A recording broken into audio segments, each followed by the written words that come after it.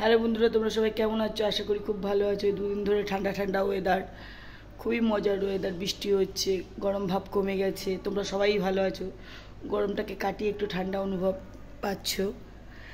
তো যাই হোক, মাই চ্যানেল পাপেকের দুনিয়া সবাইকে স্বাগতম। তো আজ পিঙ্কিদির ভিডিও দেখলাম, খুব ভালো লাগলো। ভিডিওগুলোর মধ্যে এত সুন্দরভাবে উনি বলল যে সত্যি ওনার দুই মেয়ে জামাই, দুই মেয়ের জন্য ওনার খুব কষ্ট হচ্ছে। এটা শুনে খুব ভালো লাগলো যে একটা সময় মানুষ সব কিছু বুঝতে পারে, জানতে পারে বা বোঝাতে পারে মানুষকে ওনার কষ্টটা। আমারও খুব খারাপ লাগছিল উনি যখন বলছিল ভিডিওর মাধ্যমে, তখন আমারও খারাপ লাগছিল যে সত্যি আজ বেচারি এত ওনার স্বামী ওনার পাশে নেই, মানে ছাড়া ছাড়াভাবে আছে। ওই পিঙ্কিদি ভিডিওতে বলছিল কখনো রান্না করলে খায় বা বলে তুমি খেয়ে নাও। এখন মেয়ে জামাইকে উনি হয়তো আপন করে নিয়েছে বলে তাই ওনার হাজব্যান্ড ওনার পাশ থেকে সরে গেছে।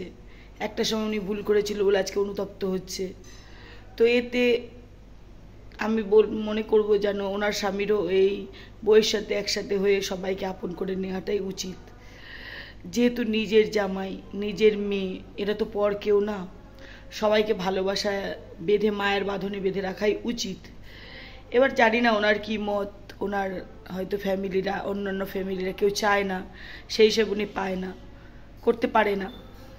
তো কেন এমন করে মানুষ জানি না। পৃথিবীতে সবাইকে একদিন চলে যেতে হবে, তো মানুষকে ভালোবাসাটাই মানুষের ধর্ম।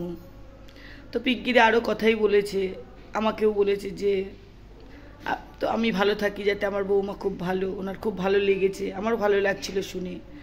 দেবনাথ পরিবারটা আর পাল পরিবার যেন একদম খুব নিজের অন্তরঙ্গ মিল হয়ে যায়। দেবনাথ পরিবারটাকে যে পাল পরিবার খুব ভালোবেসে ফেলেছে, এই দেখে খুশি। এদিকে মানে পিঙ্কিদির বিয়ান, বৌমার জন্য গয়না কিনতে গেছিলো, সবার ভিডিওগুলোই দেখলাম, তো ভালো লাগলো দেখে। দুই বিয়ান এর মধ্যে যে একটা খুব ভালো মিল, ঘনিষ্ঠ মিল, দেখেও আনন্দ লাগছে।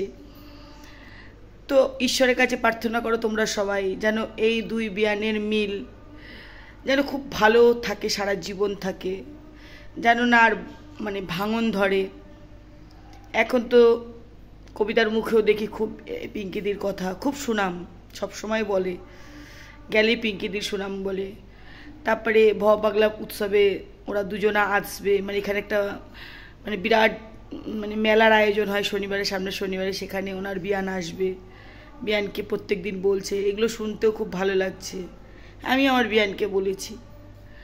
তো এত পরিবারের মিল দেখে খুব ভালো লাগছে, খুব ভালো লাগছে। যেন কোনোভাবেই নজর না লাগে, এটাই বলবো, যে নজর লেগে যেন নষ্ট না হয়ে যায়। এই মিলটা যেন একদম যতদিন বেঁচে থাকবে ততদিন যেন ধরে রাখতে পারে।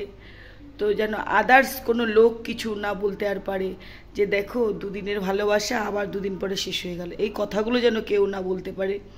এই ভালোবাসা যেন চিরস্থায়ী হয়, আমরাও দেখে শান্তি। আজ তোমাদের সাথে বেশি কথা বলবো না, আমার শরীরটা খুব খারাপ, জ্বর এসছে। তো তবু দুইজনের ভিডিও দেখে মনে হলো যে ভিডিওগুলো এতই ভালো করেছে। পিঙ্কিদি খুবই ভালো লোক। সত্যি উনি আগেও ভালো ছিল, হয়তো একটু মাঝে মানুষের কখন কি গ্রহের চক্রান্তে পড়ে যায় তো জানা যায় না। গ্রহ এমন একটা জিনিস, গ্রহ মানুষকে যদি সাধ না দেয় মানুষের জীবনে অনেকটা হেরফের হয়ে যায়। তো হয়তো ওনার গ্রহের একটা ফের ছিল, তা অনেকটা সময় ওনার জীবনে কষ্ট পেয়েছে উনি। আর যেন দ্বিতীয় কোনো কষ্ট, আমি আমার বোনকেও বলবো, ওর ছেলের দিক থেকেও যেন শাশুড়ি যেন কোনোভাবে আর না কষ্ট পায়। শাশুড়ি তো মা, তো তাদেরকে খুবই ভালোবাসতে, এটা আমার বোনকে বলবো যে যেন দেখবি কোনো দিনও যেন প্রীতমের কাছ থেকেও যেন উনি না কষ্ট পায়। যেই কষ্টটা এতদিন উনি পেয়েছে, এখন যেন ওনাকেও আগলে রাখার ধর্ম প্রীতমের, যেন প্রীতম যেন আগলেও রাখে। যে যেমন তুই একটা মা, উনিও একটা মা, এই দুটো মাকে যেন সম্মান দেয়, ভালোবাসে, এই কামনাই করব। তো পিঙ্কিদিকেও ঈশ্বর যেন ভালো রাখে। পিঙ্কিদির ভিডিওটা আমার এতটাই ভালো লেগেছে, তাই জন্য আমি ভিডিওতে বলতে বাধ্য হলাম যে সত্যি ওনার মনের অবস্থা এখন অনেকটা কষ্টর মধ্যেও আনন্দ, অনেকটা হাসি, মানে কান্নাতে মানে আনন্দে লোকে হাসে, দুঃখেও লোকে হাসে, এটাই দেখলাম। তো আর কিছু তো বলবো না, চলো টাটা, আবার নেক্সট ভিডিও নিয়ে তোমার সামনে আসবো।